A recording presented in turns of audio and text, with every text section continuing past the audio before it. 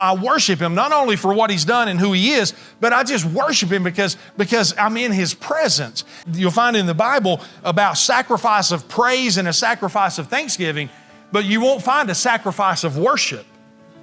And the reason you won't find a sacrifice of worship is because in worship, you are the sacrifice. In other words, you're giving of yourself in worship. Amen. And we'll see that here in just a second. But let's look here in John chapter 4, in verse 20.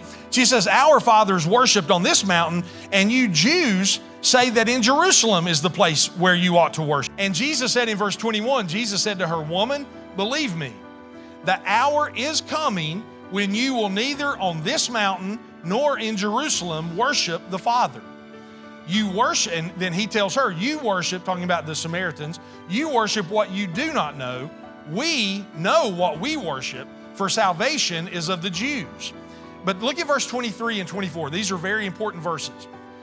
Jesus says, but the hour is coming, and now is, when the true worshipers will worship the Father in spirit and in truth, for the Father is seeking such to worship him.